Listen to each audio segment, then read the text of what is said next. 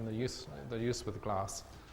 And so this is really, if you didn't attend last year, you might get a little bit lost in places, because this is the master class, in that we've moved on in leaps and bounds since last year. It's sort of one of the odd things about glass technology, really, that it's in some strange way, although it's been around for a long time, it's actually very unexplored in many areas, and it's got potentials that surprise me every time I discover a new one. Tonight I'm going to simply talk about the latest one, which took up a lot of my intellectual, emotional, and every other kind of energy last year, and gave me the chance to shoot back and forward to Japan, which was wonderful.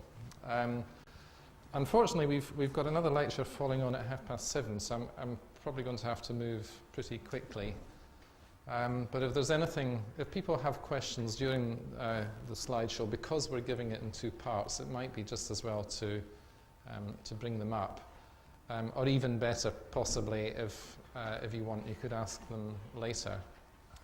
Anyway, the project.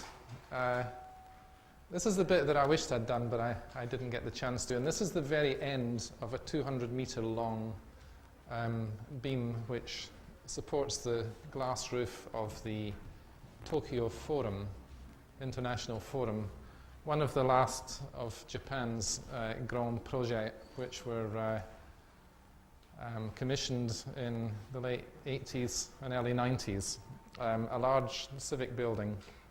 And this is the roof of this building, which is this extraordinary truss which is held up on two columns. It was designed by Raphael Vignoli, and that's the space. That's the concourse down below, and you have this vast volume with bridges that connect the concert halls, which are on the left-hand side of the picture there, and the conference rooms, which are on the right, on a wall, a thin wall that's at the side of the atrium. Anyway, as I say, we weren't involved in any of that, which was rather unfortunate. But we had an engineer there who was involved with it, who used to work with us.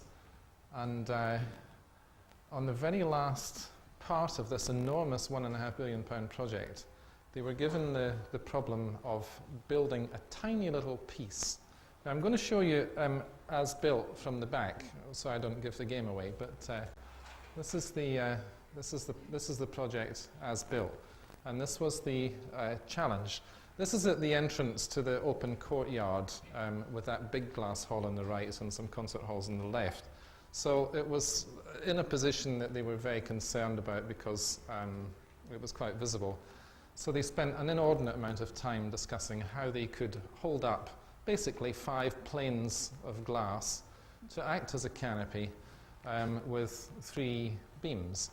And they went through a whole sequence of design proposals with steel solutions for the beams, and finally they ended up with this rather elaborate, as far as I understand, proposal, which had moving pistons and all sorts of funny things, because it's in Tokyo, and you have, of course, fairly severe earthquakes, which is quite a major problem, and you also have typhoons, which is another problem.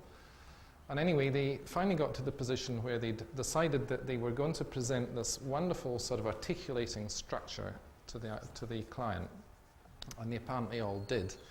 And the Japanese engineer, who unlike most other of the Japanese people who were in the meeting, stood up and expressed an opinion. I've been to a lot of Japanese meetings, and they tend not to express individual opinions.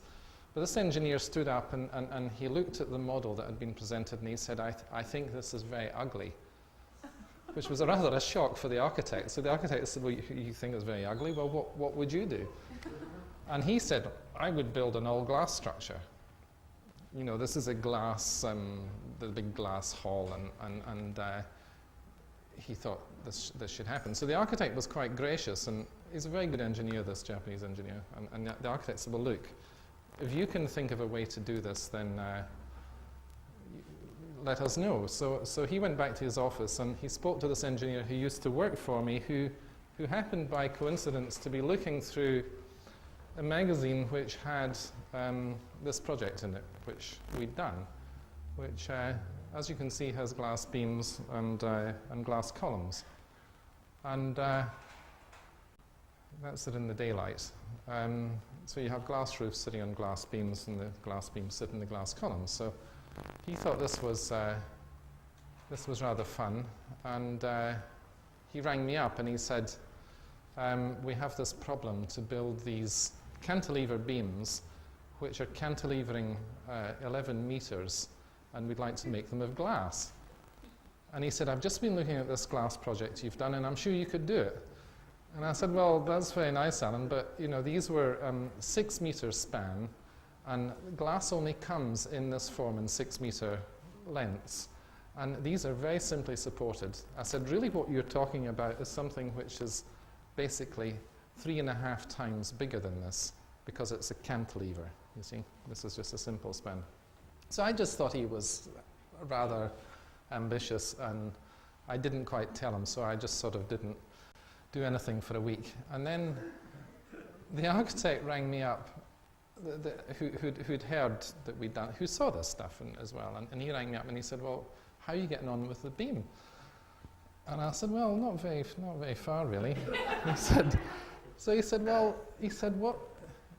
listen, he said, if you get an idea, just you come straight on over here to Tokyo. I thought it was a really strange thing to say, but it must have had a wonderful effect, because that night this is classic and this is true, but that's a napkin, okay? It's a real napkin, and it's a real doodle. And I was sitting, I'd gone for a Chinese meal that night, you see, and obviously this trip to Tokyo was large in my mind. And I drew a little diagram, which maybe doesn't quite mean so much there, but basically what it is, it's a series of corbels, you know, glass corbels going out. You see, one fits inside the other.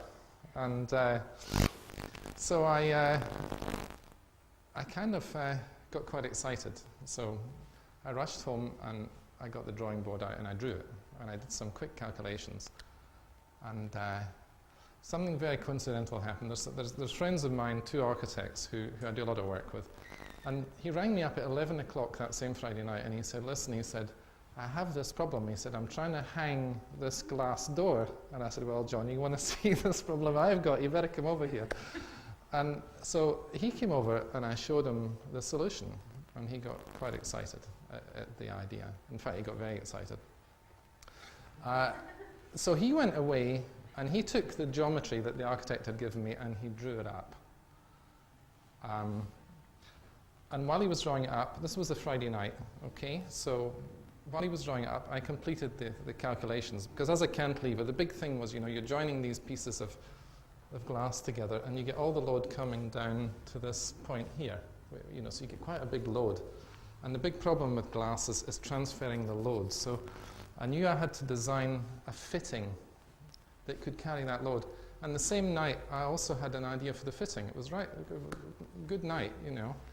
The fitting came out in the same design.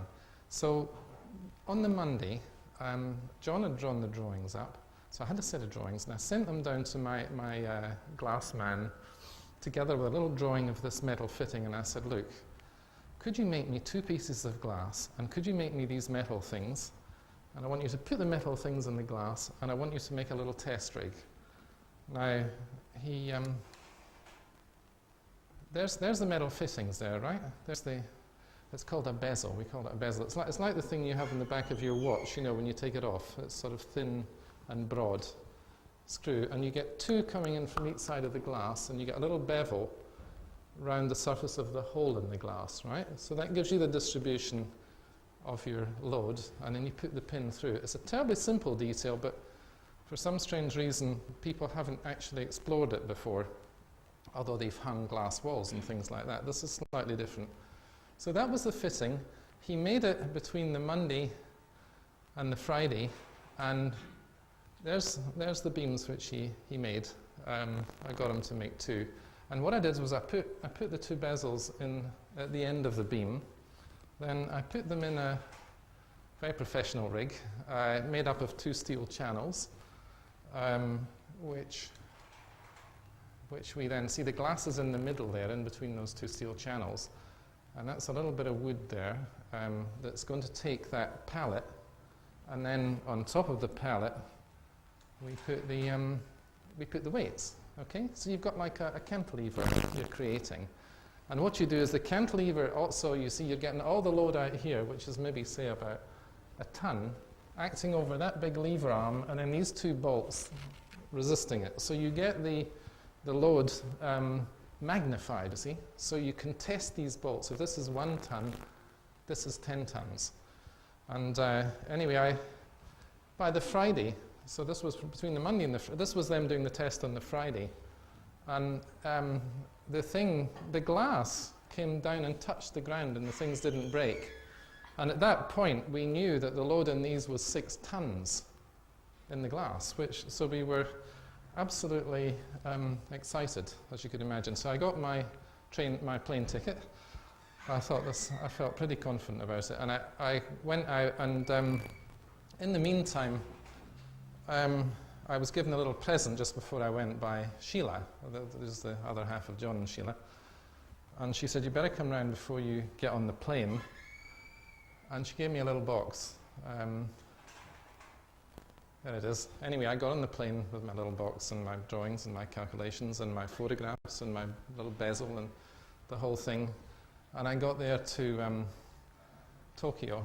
And they didn't even know what I was coming with. You know, I didn't tell them. I didn't phone them or anything. I just phoned them the day I was coming and said, I'm coming. But I didn't tell them with what. So I arrived at the meeting and I had the little box and I put it on the table. And we were all talking about the weather, you know, how was your flight, a bit bumpy and that. And you know, I was so excited because I knew I had an idea. And Violi, who was there, he said, listen, I'm a bit thirsty. He said, you know, what do you got in the box? So I opened it up, and it was a little scale model of half of the cantilever, which Sheila had created. And there it is. So that's half of it, you see. There's another bit that goes on it.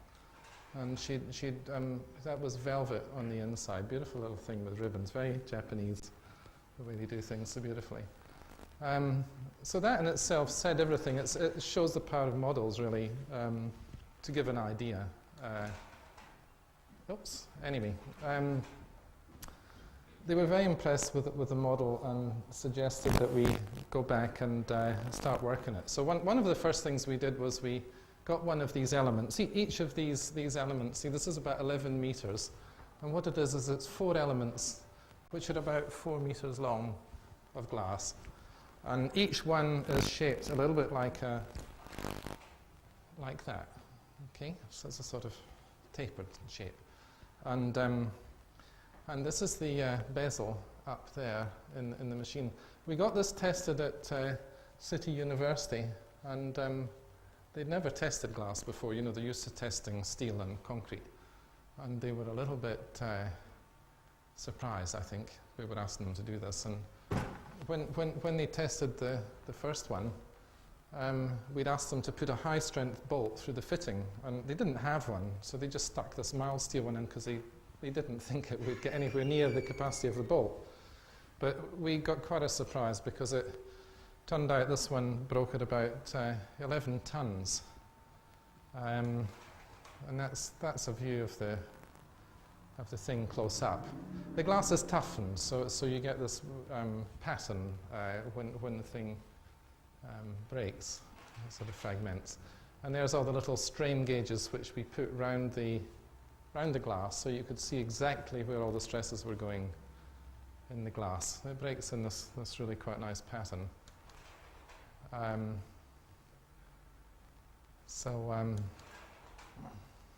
Anyway, we we got that done, and we were sort of going along, and then the client suddenly got very cold feet and got quite frightened about the idea of making this thing all of glass. And no one had ever done it before, and they had no test results or anything proper. So this is the John and Sheila model box 2. I had to go out again and meet the senior executive of the Tokyo Metropolitan Government. It was wonderfully powerful. I mean, there was a group of about 10 of us, and you always know, as you might know in Japan, by the depth of bow, how important someone is. So he was a very small man too. He was about 5'1", and he just came above the table. And as he came in, everybody went down very deep. So I knew he was quite important. And he sat and he looked. Again, the model was very effective.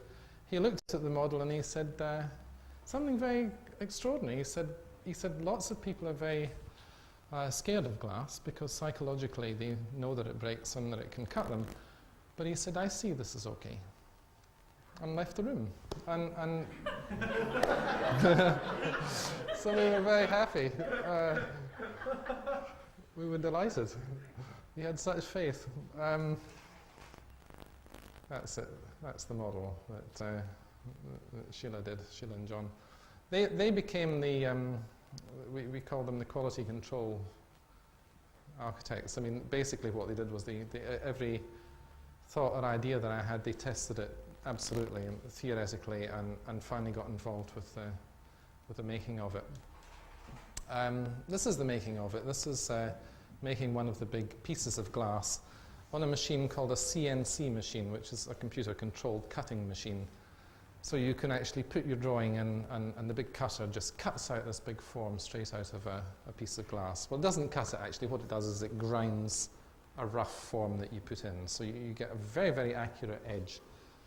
And they'd never been given the challenge before, but we realized we had to be very accurate with the holes in the beams because they had to line up. There was no allowance for tolerance. So we John and Sheila really gave the glass manufacturer a hard time. They sat on him till he got these holes absolutely spot on. And it was just as well, actually, because it's a pretty chaotic yard down in East London. And I'd been to a Japanese factory which was impeccable. I mean, you could have eaten off the floor, and they all had the beautiful little white uniforms on, and the sheds were beautifully lined out. Everything was gorgeous. And Furman's is like, it's like a typical English establishment. There were all sorts of different shapes and sizes of huts all around this yard. And because they don't make enough money, there's a mini cab office in the front. So I didn't really want to take them there too soon. But I finally took them when this was made. Now, I nearly cried when I saw this because it was so beautiful, It really is very beautiful to look at when you see it. And it's sort of, after all this months of effort, that was the first blade. And the way the light shone off the edge and the holes were made. And the Japanese came at this point, and it was wonderful because you could see their faces dropping further and further. And as they went into this yard, they thought, oh my God, But then they saw this thing. And they got all the tapes out, and they were measuring, and everything was exact. It was absolutely exact. You couldn't measure. You couldn't measure a mistake. So they tried their best, but they couldn't find fault. And so this little company in East London could do something the Japanese couldn't do, which was quite a challenge, really, given that they were dealing with Asahi glass in Japan, one of the biggest manufacturers. They could toughen beams longer than Asahi, and they could cut these holes, and Asahi couldn't do it because we developed a clever technology for this, you see, to get them accurate, which I'm not going to tell you. Anyway, they got the project, and we started to move through the stages of design and computer design, and there's all sorts of graphs that I could show you and bore you to tears with. But basically, we tested this thing in the computer, and we tested it in the laboratories almost to death. And then at the 11th hour, I had this really quite nice design of, 4 blades of glass, then 4 blades of glass, 3 blades of glass, then 2 blades of glass. The Japanese phoned up completely out of the blue, and they said, we want acrylic in the middle. And they sent this sketch with a big chunk of rectangular acrylic stuck in the bottom of the beam. And it had come from something I'd said to them about a project we'd done earlier on where we used acrylic as a fail-safe net. And I said, what do you want acrylic for? They said, we need acrylic for a fail-safe net. I said, you don't need acrylic for I promise you. And silence, they wouldn't budge. It went on for 5 weeks, they wouldn't budge. And the architect was pushing them. And finally I woke up one morning and I said, okay, let's do the Japanese way. They want acrylic, let's do acrylic. We can cut the acrylic to the shape that they want. They can pay for it because it costs a fortune. We'll put it in. And it became a talisman. But it's there. From my point of view, it doesn't actually do anything. But I do know, actually, if the whole thing did collapse, and one can be confident, but one can never be entirely sure the first time you do something. If it did, if every piece of glass on the project broke, then the acrylic would droop like that, but it would continue to hold up. So this is them starting to build it on site. The Japanese team was fantastic. They built this steel tube along the bottom, which is a big torsion bar. And then there are 2 steel arms which come up, and they pick up the first blade, which is really the acrylic blades that you can see there. That's them putting them in. And we had big templates of steel made so that each one would be accurate and accurately placed. And there's the big pins going through the bezels you can see there. And you can see the way they're sandwiched into each other as they go up. So the bottom 2 sets of blades have this core of acrylic. That's the bottom joint where you're putting the acrylic in between these metal arms, and then the glass goes on the outside. And that's the canopy. You can just see the acrylic. The other thing they insisted on was a very unfortunate thing. Well, 2 things. One was they insisted that we laminate these big pieces of glass together, which I didn't want to do and didn't need to do. And as well as that, they've put a stuff called bombplast, which is like a plastic film, on the face of the glass because someone might come up and hit it, so they thought it would help to distribute the impact. But the truth is that you could actually lose 60% of the glass in the beams, and they would still hold up against a typhoon. So, I wasn't really worried about it. But the other thing they did, which was a shame, was they put this black liner on the edge of the glass. Now, the lovely thing about glass is that the edges get the light and you get this beautiful green off the edge. So we've got this black line along the edge. But I think it's fantastic that... Well, there's a sort of myth that goes around, which is the edges of glass. I say it's a myth. They say the edges of glass are vulnerable to scratching or whatever. We tested we've for the first time been able to test glass on edge. Prior to this, you can't test glass on edge because it's stronger than the forces you get in the bearings when you're actually loading the glass. So it always goes at the bearing. So you could never test it. And a myth has grown up. For me, it's a myth that the edge of glass is weaker than the surface. We found that wasn't the case. But they weren't going to think it. We're not going to build it unless there's acrylic. We're not going to build it unless it's laminated. We're not going to build it unless there's plastic. And we're not going to build it unless there's an edge on it. But anyway, we went along with it all, and you get nice, funny things happening. Like nice reflections. That's the trees and the glass. You can see the acrylic core in the middle. It's a little kind of... Are the beams cut when they're float glass and then Yes. cut? Yes, that's right. They're cut and they're hold when they're float. And, you can get float, as you might know, up till, 8-9 meters long, even longer sometimes. But you can't toughen it. You can't toughen it. The longest they can toughen in this country, if you ask anybody, is 3.9. If you know where to go, it's 5.1. But I think the expense of running that oven means that it's now gone. So these are probably the last 5-meter beams that could get done. We got the last of the line, and we got... so that's the first photo, shown backwards. So, it was a bit of an eccentric challenge in a way, but it was brought up by that Japanese engineer who said we should be able to do this in glass. But the eccentricity of it has uncovered such a fantastic volume of information for us. I can't believe it. We've got we've now got numerical methods for calculating glass that we didn't have before. When I did those first beams, it was sort of WL squared over 8. You know, very, very simple. This is really sophisticated stuff, and it's quite exciting. These are just some shots that I took while I was there last time. That's looking up. You can see the configuration of the acrylic in the middle. And if you can imagine that the real size of this thing structurally only needed to be those two there. So we could get rid of that, and that. They're all fail-safe. So it could have been really quite thin, but it might have been a bit scary. I was looking up at it. There's a wonderful building opposite it. That, there's a funny kind of. That's looking up through it to the big glass hole that I showed in the first shot. And oh, sorry. So that's it. And Mike, that's half an hour. Thanks. Thanks, Tim. Okay. No, I'm going to stand behind it.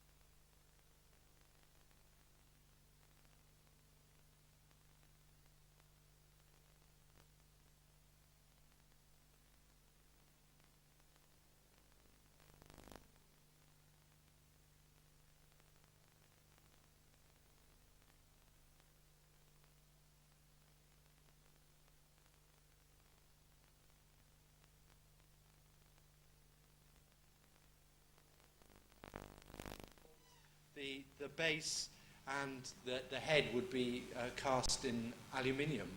But we changed from that to stainless steel because we got too great an extent of porosity, too many little bubbles. It was too much like an aero bar. But it's really the castings that turn the essentially linear extrusion into a three-dimensional building component. And it's that element that stiffens the glass assembly. We made a decision on this building early on not to use glass fins because we thought that in the context of a train station there were too many objects like grunts and luggage trolleys and even W.H. Smith's delivery van, which tends to drive almost straight into the station. Seeing Tim's project, I'm starting to have doubts. But one of the fascinating things, and I think Tim's project showed it, that in taking things from concept to reality, the reality is actually changed and modified. And perhaps that's the excitement of being a designer or an architect or an engineer that sees their drawings implemented. The world, even if in only a small way, a modest way, is actually, reality has moved on. It has been altered. And people using East Croydon Station, perhaps the thing they most enjoy is an easy journey home. But they can stop and look at these elements, which to us in many ways are elements of a craft brought back into architecture. But we should move on. This is a very early computer model of a staircase that we did for the Pet Shop Boys in their offices in London. Again, working very much with the person fabricating it, in this case a man called Arek Wozniak, who trained in furniture design at the Royal College of Art. And here we produced a staircase that is totally prefabricated. It can be lifted in, it was lifted in one piece. And in this case, it is a combination of timber, steel, and stainless steel. And I always enjoyed the fact that it upset Janet Street Porter when she walked down it. Because it's rather an exciting structure, and you launch off the landing, which is curved. We discovered that there was nothing in the building regulations that said we couldn't have a curved landing. So we had a curved landing. And we think it fits very interestingly with this Biedermeier furniture. And so, to a bridge that we built with Atelier 1 in Cardiff. Excuse me. There are actually 3 bridges, and they're just little footbridges over dry docks, or what were old dry docks in Cardiff Bay. And here our aim was, in a little like the staircase for the Pet Shop Boys, was to produce a structure that spanned, but that had a very light touch. It was almost like rather than being sort of a heavyweight bridge, it was almost more like a water boatman, just sort of touching, almost just poised on the surface of the water. And working with Atelier 1, we developed this structure, the legs of which I think actually surprised even Neil Thomas himself. It was, and Andrew Furston, who headed this one out, held out for the smallest possible diameter of tube to support this bridge, arguing that if it felt dynamic, if it bounced a little, that actually was success and not failure, and that it was adding all the more to the advantage. The concept here, you could say, is yet to be fully realized, because you've probably all noticed that the water is about 12 feet short of the feet, which actually go back onto the ancient, the Victorian stones of the dockside. But once the barrage is in place in Cardiff Bay, the feet of this bridge will be at a predictable water level. This is a model, quite a late model actually. We in the office now, although we use computers a lot, and we use three-dimensional computer models, we've actually in many ways gone back to making many more physical models because we find them much more informative and often better understood by the client or by somebody in the process. And some of them perhaps are less obviously glamorous, but more useful. But so what is this? This is an apartment for Chris Lowe of the Pet Shop Boys again, and it's in a loft. It's the top floor of one in London, and we worked with Tim McFarlane on this. And essentially, you could say this is. Someone might think this is about interiors, because the building was there. But in a sense, we like exploring the brief and exploring where it can the boundaries lie. And one of the things we discovered was there's a great desire by the client really to sleep under the stars, which is not what London's known of. It's not Sydney, and he's the sort of person who needs life to be pretty private, really. And so above his bed there is this great big opening section of roof, and this is it being craned in. I'm afraid it has a sort of fairly regular metal frame and aluminium louvers compared to the sort of gorgeous 11-meter act that I'm just trying to follow. But here we see it being craned in.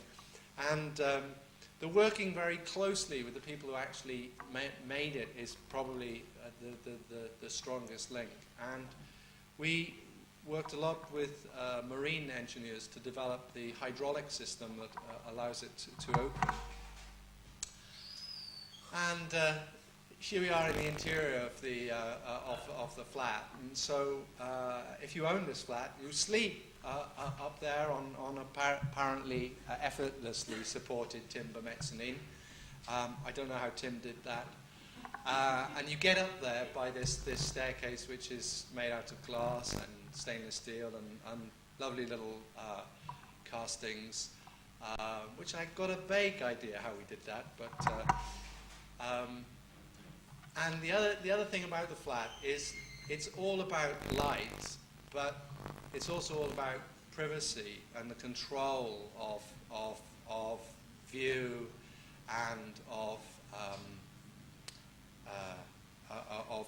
the interior and the exterior space. Lots of people like talking about maison de verre, but there is definite a route of inspiration. But here we control the light at the end of the apartment by curved glass screens. And these are curved toughened glass.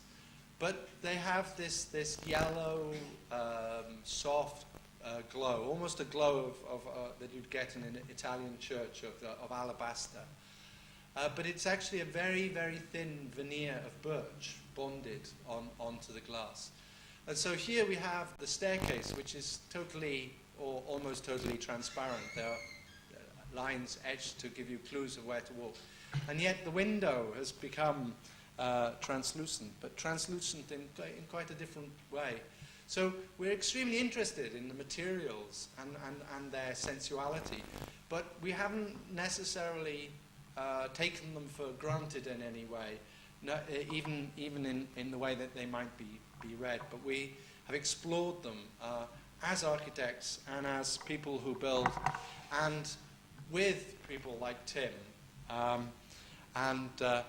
The interesting thing is that here in the background we don't have Tim, I'm afraid, but we have Pat Carter, who was the generally called contractor, but he's actually by trade, I think, probably a specialist shop fitter. Just the other day he turned down building a gallery we're making at the moment because it was too small for him. But here he's watching the testing of the glass elements of the staircase. And you can see we weren't especially concerned about the castings or the stainless steel elements of the edge of the stair. Essentially, the stair, and I'm sure Tim will put me right here if I'm wrong, is in one direction acts as a folded plate structure, and in the other it becomes just very, very simple lattice trusses.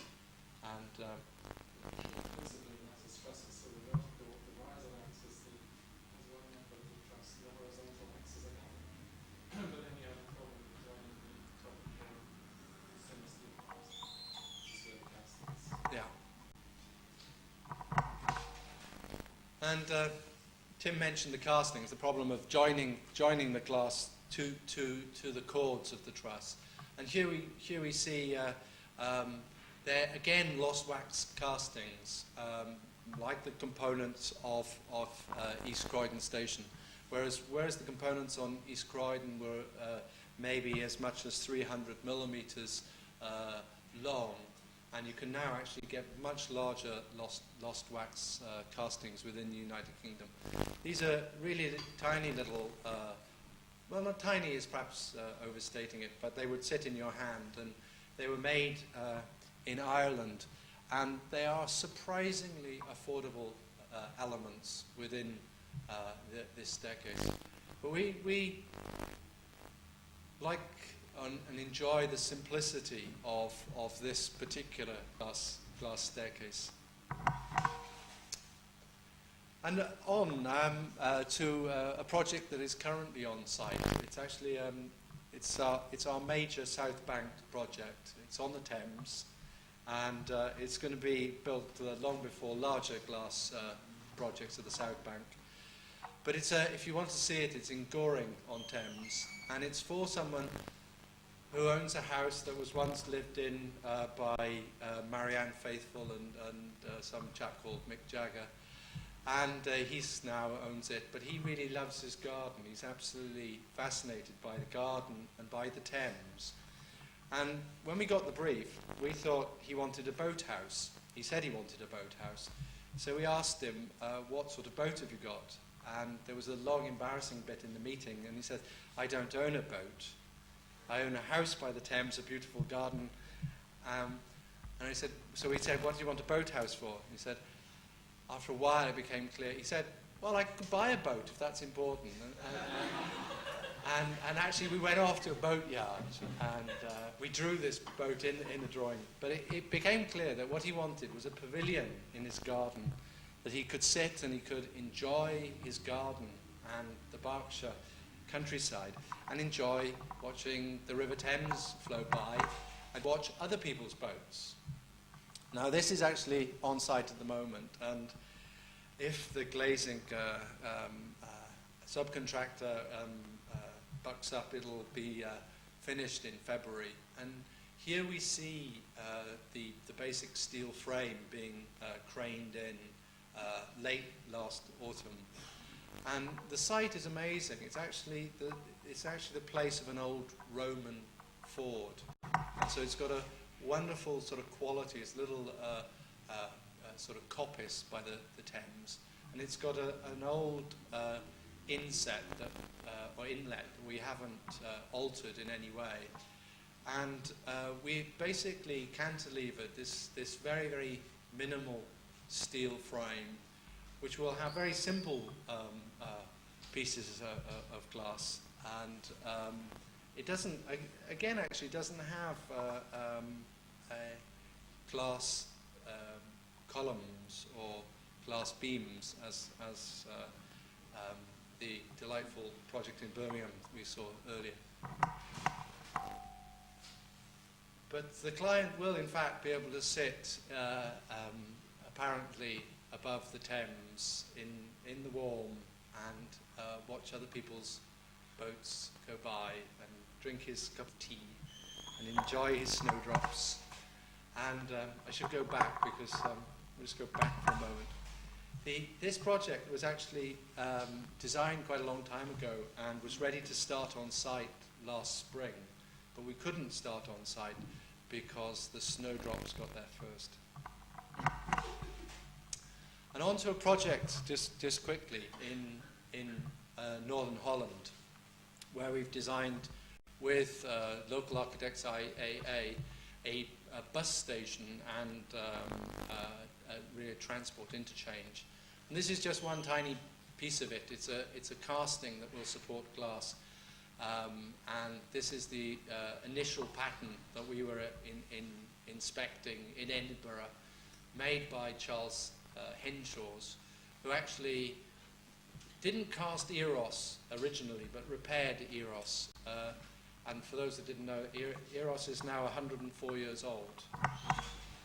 And whereas Eros is cast aluminium and East Croydon used cast stainless steel, this is cast aluminium bronze.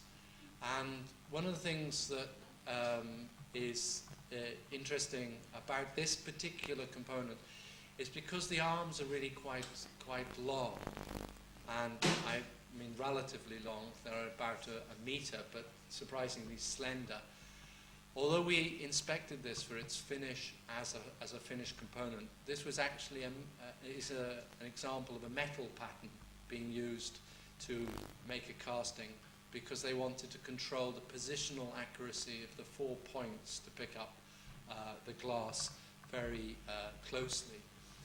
And this is actually becomes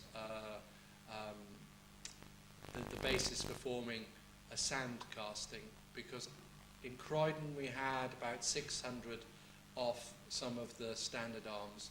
Here we had a much smaller repeat and a much larger object.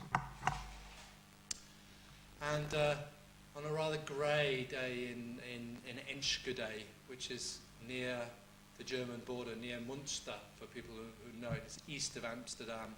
Here we see the set of castings in place supporting the glass edge of the stoa. I'm afraid I don't really yet have slides that explain how the stoa works in its context, but it's just a very simple ring of toughened and laminated glass forming the edge of a shelter, which as much defines where you should stand as actually shelter you from the wind and the rain. And you look out onto a field, really, where the buses pull up, and you know where to go by using information technology. And I'm standing next to a set of masts that we designed, which will have to form part of another lecture. Oh yeah. What? For the whole of. There was actually problems encountered with this in its erection.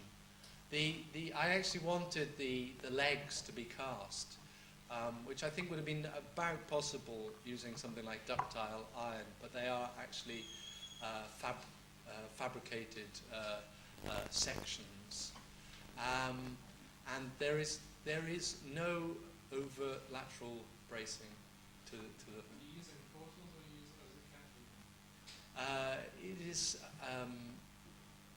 I think I'd better be careful how I answer this. To the best of my knowledge, there's a portal actually. Like the engineers in London were Price and Myers. Specifically, that's interesting. I can't remember at the moment in time. I think we might have to debate this further afterwards. So I lost a slide then. Let's see if we can get it back. This is a quick look at a composite metal cladding system that we designed called Aspect 2. We're now working on Aspect 3, and a bit like software, we're probably working on Aspect 4 at the same time as well. And here we set out our basic principles, and this is much closer to product design, where we aim to bring the best principles of curtain walling such as drainage, continuity, interchangeability, the ability to adapt to form, different U values, fine-jointed, advantages in manufacture, to a totally factory-produced product. This is the concept diagram of how the drainage continuity is achieved. And these are our sketches. The innovation and the patent for this was both in the wing clip and in the gasket. And in many ways, it's a totally factory, prefabricated product. And in some senses, is one fulfillment of really a sort of an archigram dream that probably started in this school of architecture. But here it's applied on a very small scale. This really is architects and engineers doing product design and taking that and making it a building component. It's something that I think there should be much more of, because it's, as Tim described, it is R&D that's totally within the building industry. It's not coming from outside. And the basis of achieving this is really on the need for testing, and this is a test to BS 5368, which is now a Euronoise. It's a weather test and load test. And this just shows that it is interchangeable, and in real life that was somebody from our office. And the way panels are released are via parting the gaskets and unclamping. It's very different sort of technology to talk about in the context of all this glass. So on to something that is glass, and just quickly, because I think I'm tight on time. We included this one partly because it's a very visible project, but partly because the original concept came from students at the Royal College of Art. Thames Water had the problem of needing a safety device in the middle of a roundabout in Shepherd's Bush. And they held a competition at the Royal College of Art for a concept. And the idea was to make a public barometer. But there was, beyond that, they realized they needed a team to deliver this. But not only deliver it, but actually to develop the concept. And that's one of the interesting challenges in design. As you have, I don't have a napkin with me, but from your napkin there are many sort of fascinating steps. And one of those, and it should definitely not be underrated in any way, just like the quick, crude, simple, direct model, the sketch is, a really potent device. And actually annotating it and telling the engineer that the way of fixing it might be a bloody daft idea, it's great, because building is all about communication and getting the idea across. It's not some sort of obsessive process of control. It's actually much more dynamic and interactive and delightful than that. And again, we've used a casting, and again it's made by Charles Henshaw's in Edinburgh. But I think this is a very unusual casting in our work, because it's very highly integrated into the assembly. It supports the glazing, it supports the grillage, it comes directly off the primary structure, and it also supports the element that makes this a barometer, the water system. And the plan form of the Thames Towers, it's called at Shepherd's Bush, is just a very simple and almost, it's a perfect form. It is nothing more than a circle. And again, just quickly, we'll go through the making of this casting. Here we see the initial wooden pattern, which was inspected to see whether it was quite the realization of our drawn intent or not. And this gives you some idea of how a casting is actually made. These, I think, in the foundry world are called the drag and the cope. They're the boxes that hold the sand, that actually help to form the casting when it is a sand casting. And it is the foundries are fascinating. They're like, if you get an opportunity to go, they definitely do, because they're like a cross between Dante's Inferno and a sort of wonderland of lost components. And what did that add up to? Well, it's this strange circle of glass that shows and really is a model of an environmentally responsive building, because it shows you whether it's high pressure or low pressure by the levels of water. It appears to fill with blue water. Thames absolutely insisted that it was corporate blue water, which we were really worried about. But they put one of their own R&D chemists onto the problem of how to make a reliable and stable blue water. And it actually recycles all its water, so it doesn't consume water at all. And there are wonderful myths in the area. And I've tried saying this before, and it usually comes out wrong. People have suggested to me it's how full the baths are in Shepherd's Bush. Usually that comes out as how full the bars are in Shepherd's Bush, but there are many other versions. And it's powered by the solar array that is on the top. And it's really there to sort of just to act as a safety device, but actually to contribute to that part of London, to actually take what would be a mundane traffic island and actually make something of it and from it, and actually hopefully enliven, if you are stuck in a traffic jam, to enliven that particular journey. When this was assessed for a number of wards, people agonized about whether it was a building. In the end, they decided to scrap that and accept it for its qualities. So not worrying about whether it's a construction, a sculpture, a building, or art, it's something that we all can enjoy and learn from. Thank you.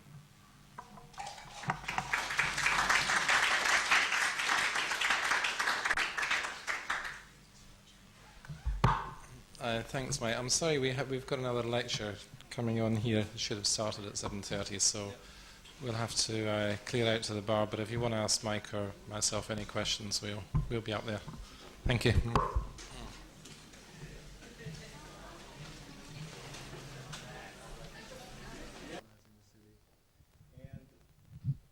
Because of the way you present the work, there seem to almost kind of drive the solutions.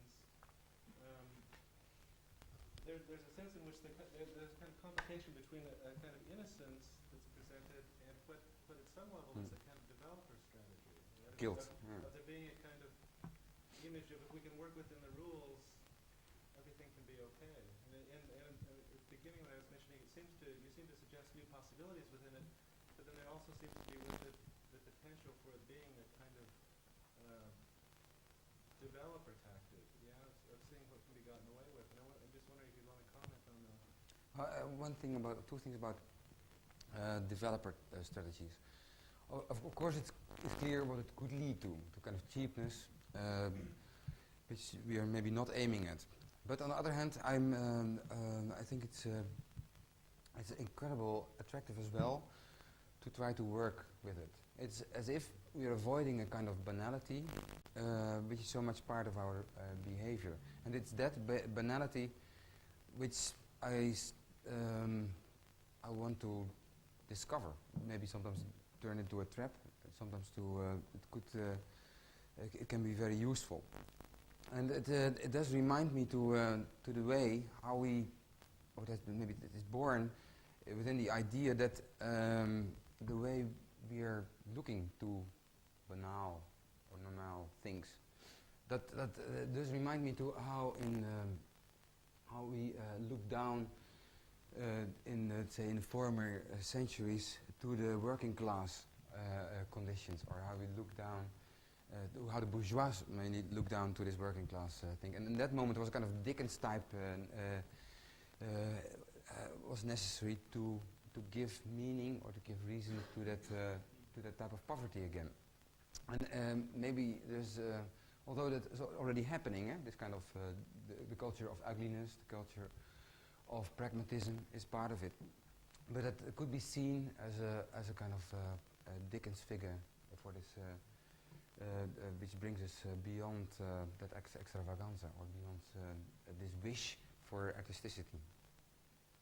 So that's one key issue which I think is within in pragmatics, or in this what you say as developers' strategies. Another thing which is very curious or very interesting is that since we started young, say we are under 40, so still assumingly young, but the developers are guys from my class, are guys from my classroom. I mean, are guys from so they you're starting to know them as well, and we are partly meeting a kind of other generation of developers as well, which want to test, not because there's so much generic in that way, that specificity becomes suddenly a tool again, and to work with that, to where are the boundaries? You suggest that we are going beyond sometimes, that we becoming commercial, which I don't agree with you, I think, yet. No, But no, no, no. I think it's your ability to kind of set it up as a dialogue relationship, but it's not so easy to see what side it is. no, but and I would like to filter out at a certain moment these things.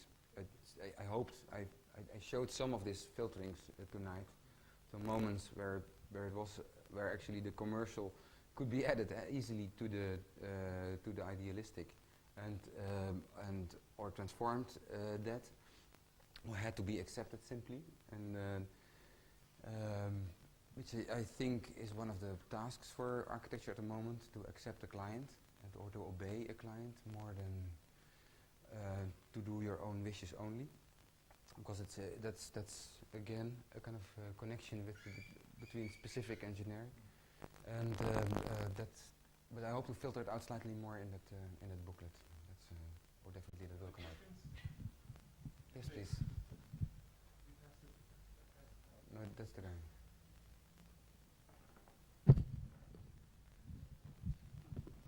Yeah, well, you see, you had this first project in Amsterdam you showed. It's on Westerdok Well, yeah, at the end of the Westerdok in Amsterdam, on this end of this island. Pier? Huh? Yeah, on this pier. And yeah, it just happens by accident that our unit has like about almost the same area as a planning site. And I just wondered, when you showed in this house, like high class housing area, middle class housing area, low class housing area, and society. But I still think that you talked about the idealistic part in your work, and I still think, because this whole Westerdok Dike and especially the house aside, this grain silo, this warehouse thing, it is in fact one of the last squatted houses in Amsterdam, with a lot of things going on in there. Like there are galleries, bars, cafes, everything just put in there just by the people who live in there now. And how is it? Don't you think that there's still some possibility to keep this influence, like Amsterdam was known for ages, or for like the last 20 years though at least, keep that still inside your planning somehow, and just instead of putting in here the new housing area, somehow like just don't give the rest a chance to survive beside it? I totally disagree with you, because for a couple of reasons. One of the things is that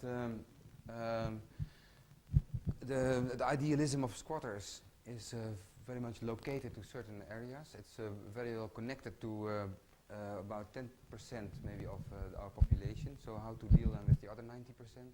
I could ask reciprocally to you. And the other thing is that, say this, to make more squatter-like buildings, because that maybe was behind your question, seems to me in that case irrelevant, but as well impossible at the moment as well. So.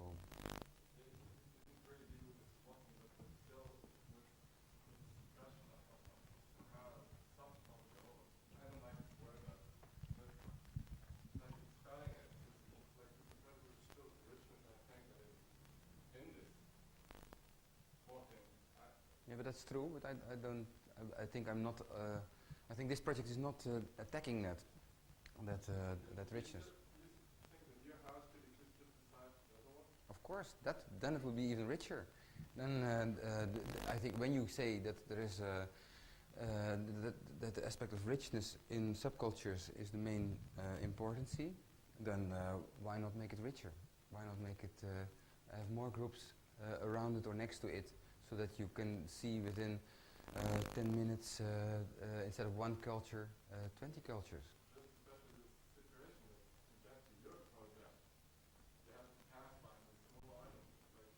Yeah.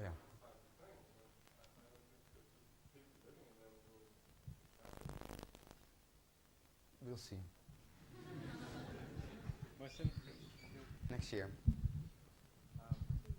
One sort of very quick question. I think in the context of some of the projects that we've seen over the last few days, I think it's a fantastic thing to see, in a sense, this issue of the landscape of the interior really work through so kind of systematically and thoroughly. I think that's really an exciting thing to see. And in a sense, the repercussions of those things in terms of the uses of the different buildings is also, I think, very provocative. The question that I have is that since you started with this issue of landscape and now the kind of internalization of landscape, I'm just still in the end and left with the kind of question, when one enters the building and returns, for example, to or arrives at the top of the building or arrives on the interior and returns to look at the landscape, to review the landscape, it seems that the position of the new buildings in relation to the landscape is somehow more conventional than the concept of landscape on the interior of the building. In other words, if you look at the idea of the way that you presented at the beginning, this notion of the emptying and so on, you arrive at a point where you still have the idea of the single building in the middle of the landscape. And I can appreciate this thing in terms of the kind of repercussions of some of that emptying.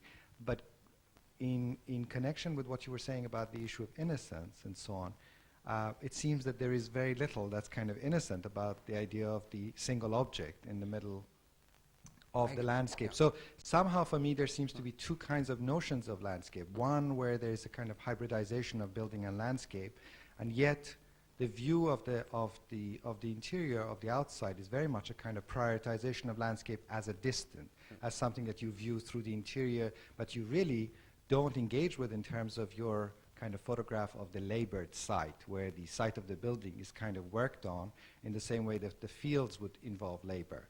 So somehow there's a kind of suggestion of a possible contradiction there. Okay, that's true. That's it would have been more extreme to put it in a hole in the ground, this block, that way, and then to test these issues. That I can see at the moment, and I think that the situation was not ripe or mature for that there. We could have covered indeed the facade totally in bricks or in concrete, and then try to figure out where you need light holes as well. That could have been more extreme as well. But maybe the main reason, besides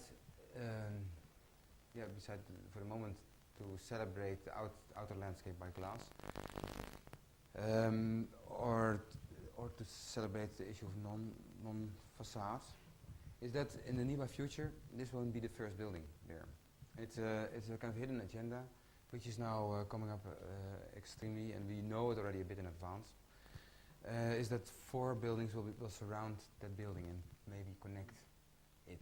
And so although we challenged the other architects to continue with our floors, and take it, whatever you want, it has not been worked out, honestly. These others are, I should show it indeed another time, are thoroughly commercial and indeed very essential to that notion. So in that way this experiment will end with this situation, more not less. It is the status quo which we could reach, to be honest, and which is the extremist which we could get in this situation. But nevertheless, it's good that you say it, and that that it might be very attractive and useful to extrapolate or to extremize it next time further. And that situation will be there, I expect. That's true. Florian? do a last question. Okay, I think Moisen put his finger on it. I think I was most interested in this first sentence of yours, saying that you started as a landscape architect, or landscape designer, but. And I want to know more precisely what are these ingredients of the interior landscape space of yours. I found that not very clear in your lecture. And I want to know why one should have such a notion of a landscape interior. I mean, I think it's very important, but one has to be quite precise about it.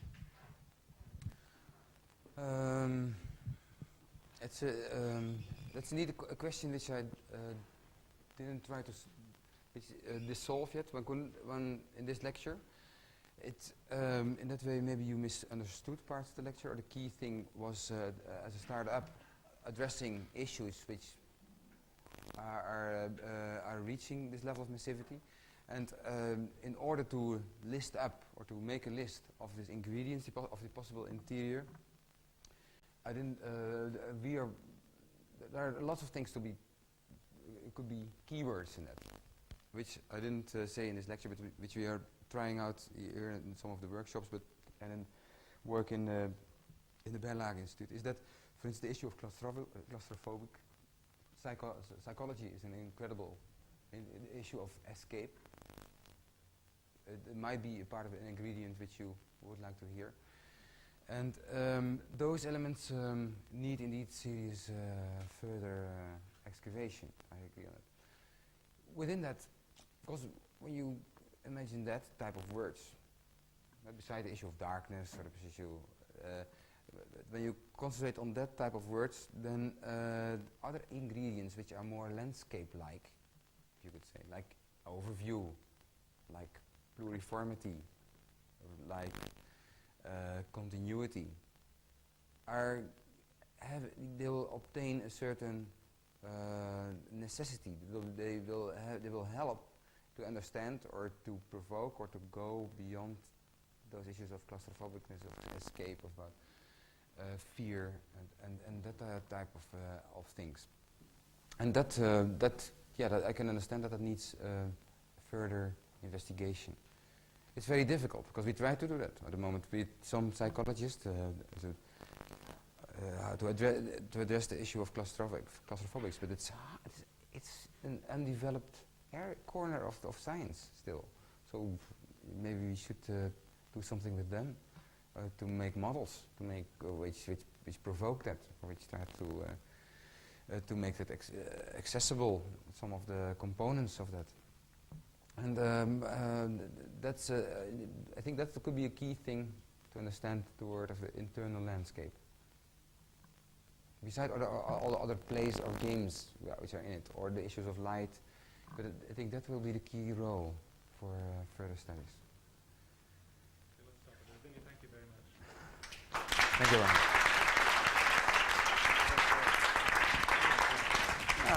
You're giving me a tough time. Sorry? They're giving me a tough time.